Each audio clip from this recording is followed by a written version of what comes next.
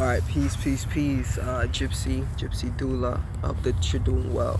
And yeah, welcome. So definitely, what this is going to be, I just wanted to, make something for you real quick, because I honestly, low-key, do feel bad about the fact that I didn't stick to my word and do the reading for you yesterday. So in the spirit of compensation, what I'm going to do for you is I'm going to do this little reading right now. And then what we're going to do is we're going to connect a little bit later, today. If not today, then most definitely tomorrow. And we'll hop on the phone and we'll go into more details. But just from looking at your chart, usually when it comes to these readings, what I like to do is I like to just talk about like the sun, moon, and the ascendant, when it comes to introductory readings. And that is what we're going to do. And so, prior to like looking beyond like just your sun, moon, and ascendant, I was like, those were all that I was looking at. And I saw that you're like a Leo, right? A Leo sun. You'll have your sun at 17 degrees Leo, which is the second decan of Leo. And in our follow-up, we'll talk more about that, But essentially, that's the decan of Leo that still remains to be ruled by the sun, as Leo in general is ruled by the sun. But what happens here is the energy of Sagittarius / the energy of Jupiter enters the expression of this energy, So, like, this is Leo Sagittarius energy. You want to think of it like it's still ruled by the sun, but it's sub-ruled by Jupiter. This is the aspect that pulls more so from that benefic energy that Jupiter deals with. These are people that are more inclined and likely to use their will towards the attainment of higher purposes. You kind of want to think of it from the perspective that because Leo deals with the will. Its key phrase is I will. It's all about willing things into existence. It's like the concept and the idea of it is like, what can you bring into this world? When we think of fire, you want to look at it from the perspective that it kind of emerges in a sense from nothing into something. And it makes an impression onto the physical world that we live in.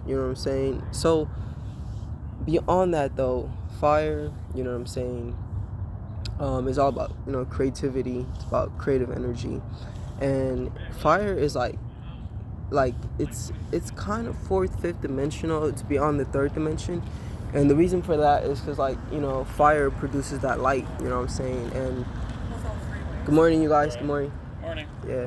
And, as far as light is concerned, it has, like, properties and it moves in certain ways, that's beyond the third dimension, I hope that makes sense. So fire is a very spiritual element, fire and water, like air and earth, those more so deal with the yang energy. They have spiritual energies in their own rights, 100%. What's good? Hell yeah. But yeah, so I'm at work right now, so I'm about to be, I just came a little bit earlier so I could do this recording for you. But yeah, so when it comes to the elements like water and fire, those two elements are like yin elements, They're more feminine. They more deal with the inner world and like spirituality and things like that.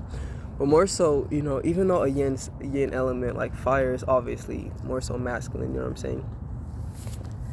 But beyond that, you also have your moon in Pisces, in the 6th house. So you have your sun in Leo, but it's in the 11th house. Your moon is in Pisces in the 6th house. So when it comes to your ascendant, that's in Virgo. So it's Virgo, but it's like the last decan of Virgo, which is like Virgo Taurus energy, so this Virgo naturally is ruled by Mercury. So this is still the whole concept of it is still mercurial, the Virgo energy. But beyond that, there's that like Taurus element, or that Taurus aspect to this decan of Virgo, you know what I'm saying, which adds that Venetian energy. So this is like uh this is Virgo energy, but it's sub-ruled by Mercury. I'm sorry, it's holistically ruled by Mercury, but it's sub-ruled by Venus. So like I said, we'll get into what that means in our future session. But right now though, I'm definitely going to talk a little bit about this aspect in your birth chart, because I actually also have my ascendant at like 26 degrees Virgo. So yours is like 25 degrees, mine is 26 degrees. So there's a slight variation, you know what I'm saying? But when it comes to the energy of Virgo, it's all about labor. You know what I'm saying? It's all about work, and it's all about providing service to others. You know, one thing I find very interesting is like when you look at Labor Day, that's like September. Is it September? I know that it's in Virgo season. I think it's September. September something. You know what I'm saying? I forget. Like probably September 4th or something like that. 7th. But yeah. So the cool thing about astrology is it's a language. You know what I'm saying? It's beyond just like fate and this and the third, but it's a whole language in of itself. You know what I'm saying? And when you look at the world around you and how they're built from like what I'm trying to say is that the language of astrology will help you decipher and decode everything around you. You know what I'm saying? And so yeah, even like those beings who went on to set forth government, because when you look at the word government, you know what I'm saying, it's like two words, govern and then mint. The word mint comes from the word minty, you know what I'm saying, which is Latin for mind. So like to govern, to be a successful government, you essentially have to like brainwash and govern people's minds. But the reason I even bring that up though, it's because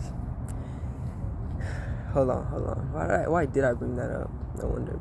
I will say this though, like 11th house energy, right, is very much somewhat political or somewhat concerned with what is going on in the world. You know what I'm saying? Like the 11th house energy is also Aquarius energy, which is very conspirial. You know what I'm saying? Deals with alternative energies. Aquarius does, but through the 11th house, which is where your sun is, you can tap into that Aquarian energy of unconventionalism, things like that. You know what I'm saying? But yeah, the whole point why I even went into that rampage right there, I was just talking about how like hold on, what was I talking about? I was talking about like Labor Day and how Labor Day is in Virgo season, and I brought that up because I was talking about how Virgo is all about service. It's all about rendering service to others, you know what I'm saying? So yeah, that's where your ascendant is. But this decan, this is like the decan of renunciation, you know what I'm saying? And like I was saying earlier, this is like that Taurus decan of Virgo. It's like, yeah. So in history, these are like the martyrs almost, in the sense that when it comes to Virgo, so the axis is like Virgo and Pisces, you know what I'm saying? Your moon is in Pisces, which is interesting.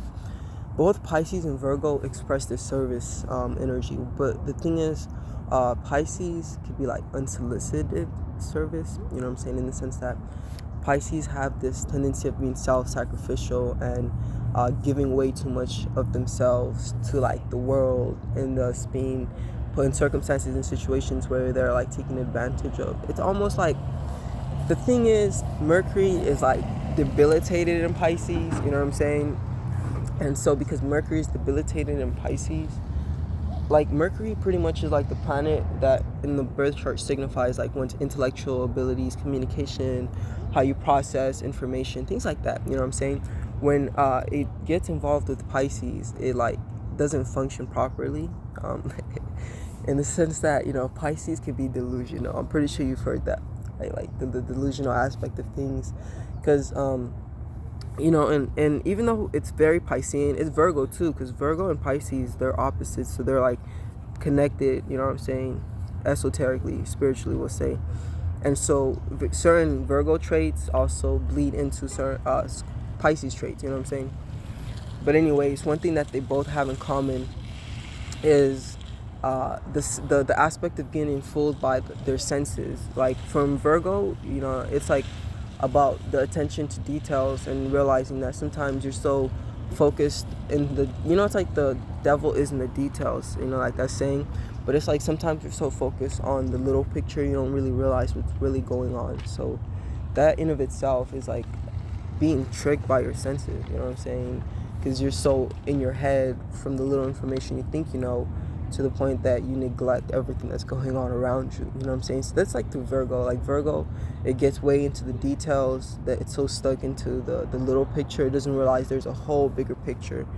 But then Pisces, on the other end, may be so concerned with like the bigger picture, you know what I'm saying, that it's like, yo, yeah, it's concerned with the bigger picture, that it fails to even see the little picture, the details. And so it's just like everything is good, kumbaya. So it's extremes, of like, the extremes are different, but they connect back to the same thing, being like deceived or illusional, you know what I'm saying?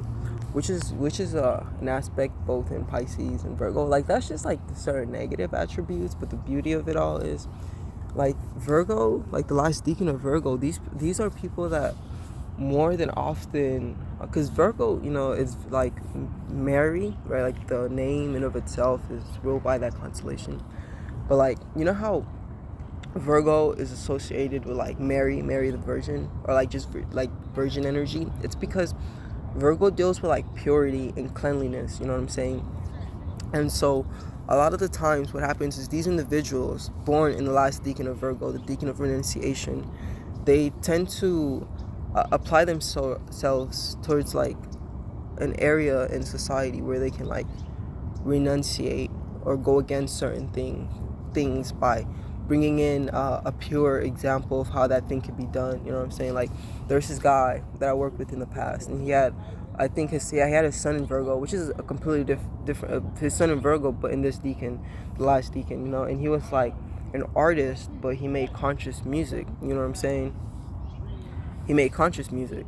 So, and he was aware in a tune, and he was intentional, and he was purposeful, you know what I'm saying? Like in the sense that with the music he was like making it because he knew the dangers of like, those lower tunes of music that we are exposed to, you know what I'm saying?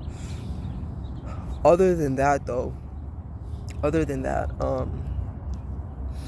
yeah, so this deacon, it's all about renunciating, you know what I'm saying? And it really has to do with that purity aspect. Like when you think of Virgo energy, it's also 4 p.m. to 6 p.m. And usually around 4 p.m. to 6 p.m., this is around the time that things are settling down. People are already starting to go home, you know what I'm saying? There is a very calm, chill aspect about 4 p.m. to 6. Like typically we're not doing too much, maybe the day's coming to an end or whatever. Now, when we look at like 7 to 8 and then 8 to 10, like that's Libra and Scorpio energy. So the energies there are completely different, for sure, facts. But anyways, before I go, let me talk a little bit about your Leo placement too. So yeah. You know what, actually, I'm gonna go now and I'll talk to you later. I'm coming. I got you. Alright, peace. I'll see you later. Peace. And yeah, we'll definitely have that conversation in a little bit. I got you. Well, actually, that's after work. I got you.